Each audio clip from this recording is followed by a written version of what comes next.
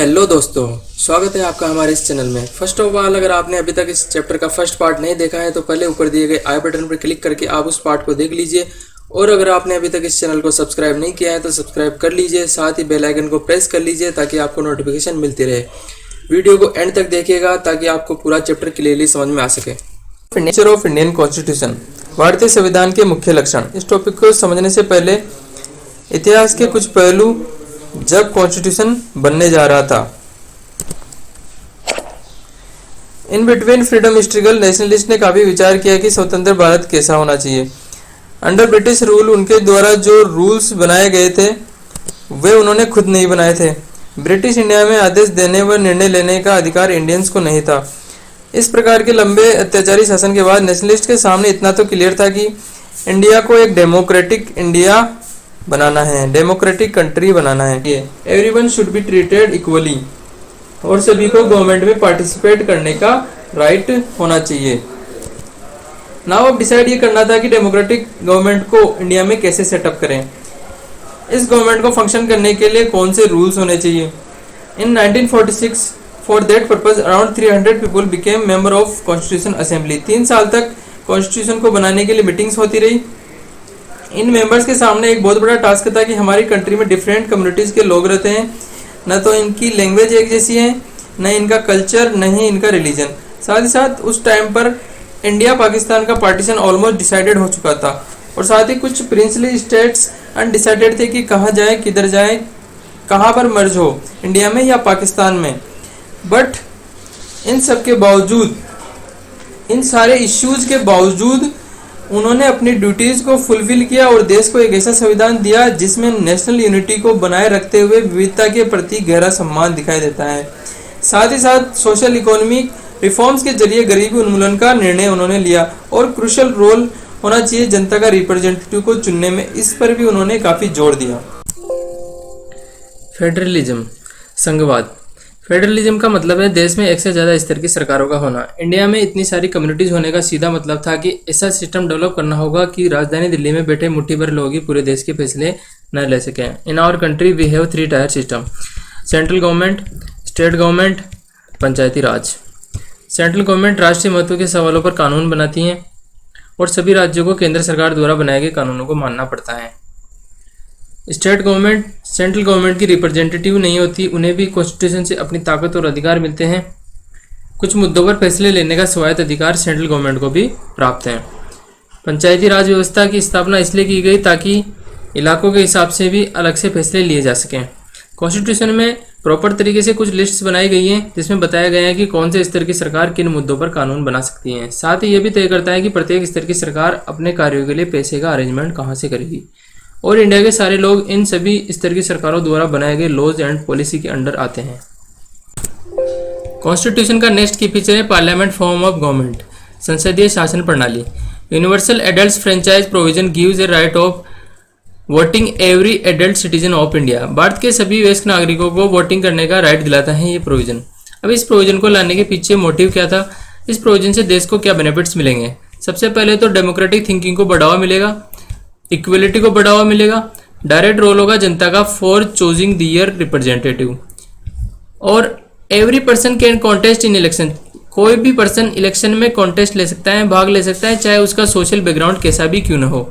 और जो जनता के द्वारा जो रिप्रेजेंटेटिव चुने जाएंगे वो अकाउंटेबल टू द पीपुल, लोगों के प्रति उनकी जवाबदेही होगी।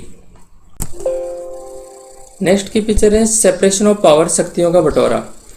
These are 3 organs of government. सरकार के 3 अंग हैं: लेजिस्लेचर विधायिका, एग्जीक्यूटिव कार्यपालिका, जुडिशरी न्यायपालिका।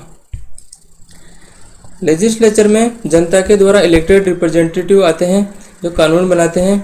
एग्जीक्यूटिव कार्यपालिका में कानूनों को लागू करने और शासन चलाने का काम देखा जाता है। जुडिशरी न्यायपालिका में जुडिशियल सिस्टम को देखा जाता है। Members of constituent assembly feared that the executive might become too strong and ignore its responsibility to the legislature। तो इसके लिए उन्होंने कुछ प्रोविजंस निकाले to limit and control the action taken by the executive branch. इनके power को इस तरह से डिवाइड किया गया है कि एक ऑर्गन दूसरे ऑर्गन को चेक कर सकता है कि कहीं पावर का मिसयूज नहीं हो रहा है। इस तरह से तीनों ऑर्गन बैलेंस फॉर्म में रहते हैं। नेक्स्ट की फीचर है कॉन्स्टिट्यूशन का सेकुलरिज्म, धर्मनिरपेक्षता। इस स्लाइड में जहाँ पर भी स्टेट वर्ड यूज किया गया है उसका मतलब राज्य सरकार से नहीं है, बल्कि इसका एक्चुअल मीनिंग पूरे इंडिया व इंडिया के लोगों से है। फॉर एग्जांपल इंडियन स्टेट हो गया, नेपाली स्टेट, श्रीलंकन स्टेट, तो एक पूरी टेरिटरी जिसमें इंडिया के लोग रहते हैं उसके लिए यहाँ पर स्टेट वर्ड यूज किया गया है। तो चलते हैं टॉपिक की तरफ। टॉपिक की डेफिनेशन क्या दी गई है कॉन्स्टिट्यूशन में। तो एक ऐसा स्टेट जहाँ पर ऑफिशियली किसी भी एक धर्म को मान्यता नहीं दी गई है, किसी भी एक धर्म को ऑफिशियली प्रमोट नहीं किया गया है, तो वह स्टेट एक सेकुलर स्टेट कहा जा सकता है। एक सेकुलर स्टेट के द्वारा सभी रिलीजन को इक्वल रिस्पेक्ट दी जाती है और रिकग्नाइजेशन दिया जाता है, कदर दी जाती है, और नहीं उस स्टेट के द्वारा रिलीजन के बेसिस पर डिस्क्रिमिनेशन किया जाता है। सबको इक्वल रिस्पेक्ट दी जाती है, सब धर्म की कदर की जाती है, और साथ ही किसी भी धर्म के फंक्शनिंग में कोई भी हस्तक्षेप, कोई भी इंटरफेरेंस स्टेट के द्वारा नहीं होता है। यह एक आइडियल डेफिनेशन है जो कि कॉन्स्टिट्यूशन में दी गई है। नेक्स्ट और इम्पोर्टेंट की फीचर है कॉन्स्टिट्यूशन का फंडामेंटल राइट, मौलिक अधिकार। जिस तरह से ब्रिटिश शासन में पावर्स का मिसयूज किया गया था, उससे नेशनलिस्ट के मन में भाव पैदा हो गया था कि स्वतंत्र भारत में भी गवर्नमेंट्स पावर्स का मिसयूज कर सकती हैं लोगों के अगेंस्ट। फॉर दैट उन्होंने 6 फंडामेंटल राइट्स दिए to all persons of India. साथ ही ये फंडामेंटल राइट्स माइनॉरिटी कम्युनिटीज़ के राइट्स को भी प्रोटेक्ट करता है अगेंस्ट मेजॉरिटी कम्युनिटी। इस तरह से फंडामेंटल राइट्स इंडिया के सभी सिटीजन्स को पावर्स के मिसयूज से प्रोटेक्ट करते हैं। In our constitution it is referred as conscience of constitution, संविधान की अंतरात्मा कहा जाता है। तो सबको एक एक करके एग्जाम्पल के साथ समझते हैं। तो फर्स्ट फंडामेंटल राइट है राइट टू इक्वलिटी, समानता का अधिकार। All persons are equal before the law, कानून की नज़र में सारे लोग समान हैं। This means that all person shall be equally protected by the laws of the country. देश का कानून सभी को इक्वली प्रोटेक्ट करता है। It also states that no citizen can be discriminated against on the basis of their religion, caste or sex. किसी भी citizen के साथ रिलीजन, कास्ट और सेक्स के बेसिस पर डिस्क्रिमिनेशन नहीं किया जा सकता। Every person has access to all public places including playgrounds, hotels, shops.